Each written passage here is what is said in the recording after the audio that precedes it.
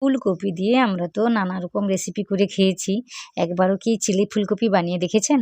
একবার হলেও বানিয়ে দেখবেন কতটা ভালো লাগে। আপনি চিলি চিকেনের কথাও কিন্তু ভুলে যাবেন যদি এই রেসিপিটা একবার বানিয়ে খান।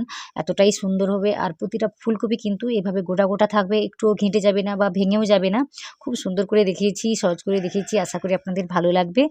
তো রেসিপিটি দেখতে থাকুন। তার আগে নমস্কার, কেমন আছেন সবাই? আশা করি ভালো আছেন। শুভ্র শান্তি ব্লগে আপনাদের সবাইকে স্বাগত জানাই। আমি শান্তি। তো দেখুন এই রেসিপির জন্য লাগবে আমার ফুলকপি। তো ফুলকপিকে আমি কি করেছি ছোট, ছোট করে কেটে নিয়েছি। নিয়ে প্রথম থেকে কিন্তু আমি লবণটাকে মাখিয়ে রেখে দিয়েছিলাম। যার কারণে ভেতরে কিন্তু লবণটা ঢুকে গিয়েছে। আর এই সময় যদি না লবণটা মাখান তাহলে পরে কিন্তু অবশ্যই অ্যাড করতে হবে। তো এখানে আমি কি করেছি, এখানে অ্যাড করছি গ্রেট করা আদা রসুন ১ চামচ করে দিয়েছি। আর কাশ্মীরি লঙ্কা গুঁড়ো দিয়েছি ১ চামচের মতো। আর গোলমরিচের গুঁড়ো দিয়েছি আমি ১ চামচের মতো। আর একটা গোটা ডিম দিয়েছি। দেওয়ার পরে আমি এখানে কর্নফ্লাওয়ার দিয়েছি ৩ চামচের মতো, ময়দা দিয়েছি ২ চামচের মতো, দিয়ে ভালোভাবে মেখে নিচ্ছি। তো এখানে কোনো রকম কিন্তু জল দেওয়া যাবে না, কারণ আমি এখানে যেহেতু ডিমটা ব্যবহার করেছি, জল কিন্তু না দিলেও সুন্দরভাবে মাখানো হয়ে যাবে। আর ডিমটা যদি না দিতে চান তাহলে কিন্তু জল দিয়ে মাখিয়ে নিতে পারেন। তো পরিমাণটা বুঝে শুনে দেবেন। তো বেশি কিন্তু পাতলা করে মাখালে হবে না। তো সবশেষে আমি কি করছি ১ চামচের মতো ভিনেগার দিচ্ছি। ভিনেগারটা না থাকলে এখানে ১ চামচের মতো লেবু দিতে পারেন। লেবু বলতে লেবুর রস। তো ওটা যদি না থাকে তো তাও না দেবেন, কোনো অসুবিধা নেই। তো সব কিছু দিয়ে ভালোভাবে মেখে রেখে দিয়েছি কিছুক্ষণের জন্য।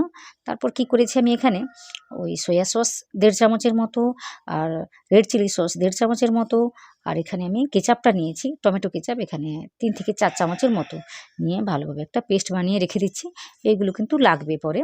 তো সে কারণে প্রথম থেকে করে আমি রেখে দিয়েছি। আর এখানে আমি কিছুটা জল নিয়েছি। নেওয়ার পর এখানে আমি ২ চামচের মতো কর্নফ্লাওয়ার দিয়ে মিশিয়ে রেখে দিচ্ছি।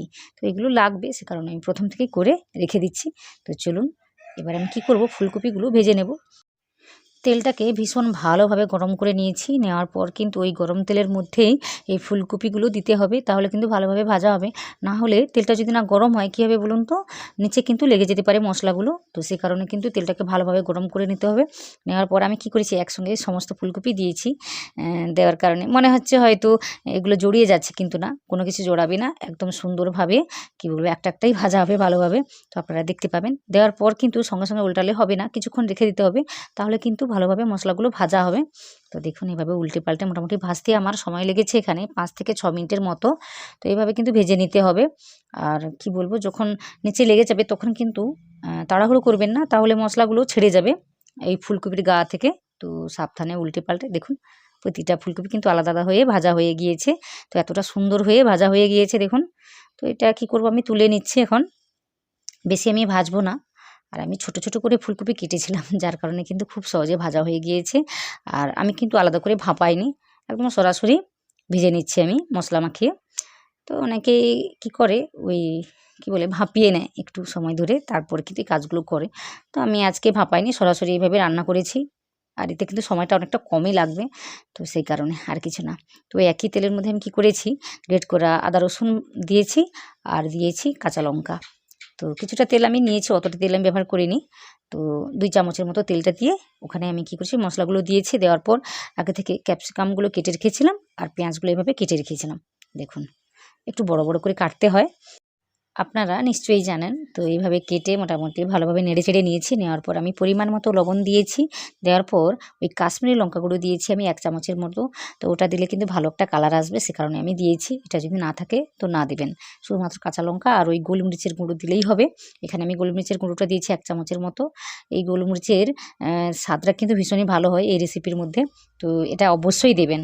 তারপর কি করেছি ওই পেস্টটাকে যে বানিয়ে রেখেছিলাম প্রথম থেকে, সসের পেস্ট, তো ওটাই দিচ্ছি আমি। দেওয়ার পর আমি কি করব একটু জল দিয়ে দেবো। ওই বাটিটা ধুয়েই জলটা দেবো আমি। তো যতটা গ্রেভি রাখতে চান ততটাই জল দেবেন। এখানে আমি একটু জল দিয়েছি, অনেকটাই জল দিয়েছি। দেওয়ার পর আমি কি করেছি একটু পরিমাণ মতো এখানে আমি চিনি দিচ্ছি। চিনিটা দিলে কিন্তু ভীষণই ভালো একটা স্বাদ আসে। তো সে কারণে আমি চিনিটা দিয়েছি। আর এখানে দেখুন কতটা সুন্দর বেশ মুচমুচে হয়ে ভাজা হয়েছে। তো এইগুলো এখনই আমি দিয়ে দেবো। দেওয়ার পর কিছুক্ষণ ফোটাবো, বেশিক্ষণ ফোটাতে হবে না, কারণ এই ফুলকপিগুলো বেশ নরম হয়ে যাবে। তো বেশি ফোটালে আবার ভেঙে যেতেও পারে বা ঘেঁটে যেতেও পারে। তো আমি বেশ নাড়াচাড়া করছি, তাতেও কিন্তু ভেঙে যাচ্ছে না। আমি বারবার আপনাদের দেখাচ্ছি, দেখুন আপনারা। কিছুক্ষণ ধরে এটাকে আমি ফুটিয়ে নিয়েছি। নেওয়ার পর আমি কি করেছি, এখানে ওই প্রথম থেকে যে জল আর কর্নফ্লাওয়ার মিশিয়ে খেয়েছিলাম, তো ওই মিশ্রণটা আমি এখনই দিয়ে দেবো। দিলে কী হবে বলুন তো, এই রেসিপিটা একদম থকথকে হয়ে যাবে। তো দেখতে ভীষণই ভালো লাগে, আমার তো ভীষণই ভালো লাগে। তো এটা এভাবে দিয়ে দিয়েছি। আর দেখুন কিছুক্ষণ ফুটে গেলেই কিন্তু আরও ভীষণই সুন্দর লাগবে দেখতে, বেশ থকথকে হয়ে যাবে, আপনারা দেখতে পাবেন। সবশেষে আমি কি করব, এখানে ওই 1 চামচের মতো ভিনিগারটাই দেবো। তো ভিনিগার যদি না থাকে তাহলে কি করবেন, 1 চামচের মতো লেবুর রসটা দিয়ে দিতে পারেন। এটা দিলে কিন্তু ভীষণই ভালো হয়, তো অবশ্যই দিবেন। আর এখানে লবণটা অবশ্যই চেখে নেবেন, কারণ আমি লবণটা প্রথমেই দিয়েছিলাম, তো সে কারণে কম বেশি হয়ে যেতেও পারে, ওটা বুঝে শুনে দেবেন। দেখুন কতটা সুন্দর হয়েছে। এখানে আমি গ্যাসটাকে অফ করে দিয়েছি আর আপনাদের দেখাচ্ছি, দেখুন একটু পরে দেখাচ্ছি। আর একটু ঠান্ডা হয়ে গেলে কিন্তু এটা ভীষণই থকথকে হয়ে যায়।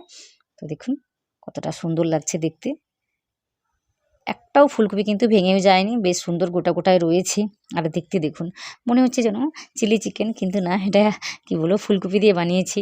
আপনারা দেখুন প্রতিটা ফুলকপি কিন্তু গোটা গোটা রয়েছে, একটা ফুলকপি কিন্তু ভেঙেও যায়নি বা ঘেঁটেও যায়নি। আর দেখতে দেখুন কতটা সুন্দর হয়েছে। তো এই রেসিপি দিয়ে ফ্রাইড রাইস বলুন, এমনি ভাত বলুন, রুটি বলুন, পরোটা বলুন, যেটা দিয়েই কিন্তু আপনি খেতে পারেন, কোনো কিছু অসুবিধা কিছুই হবে না। আর প্রতিটা ফুলকপি দেখুন কতটা সুন্দর লাগছে, গোটা গোটাই রয়েছে। আর ক্যাপসিকামগুলোও সেদ্ধ হয়ে গেছে সুন্দরভাবে, সব কিছু সুন্দরভাবে সেদ্ধ হয়ে গিয়েছে। সব কিছু দেখাচ্ছি আপনাদের, আপনারা দেখুন।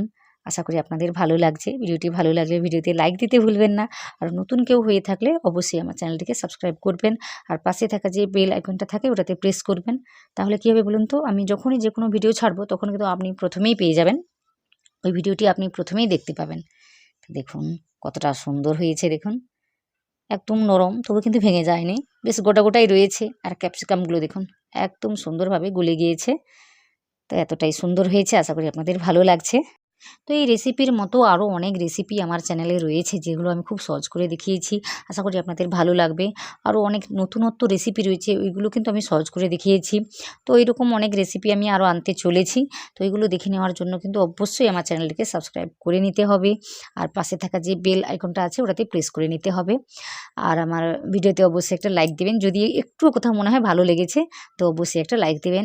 আর নিচে কমেন্ট করবেন, কমেন্ট করে জানাবেন রেসিপিটি কেমন হয়েছে। আর কি বলবো, ভিডিওটি আপনারা যারা দেখছেন, আপনারা যারা প্রথম থেকে শেষ পর্যন্ত দেখে ফেলেছেন, আপনাদের অনেক অনেক অনেক ধন্যবাদ।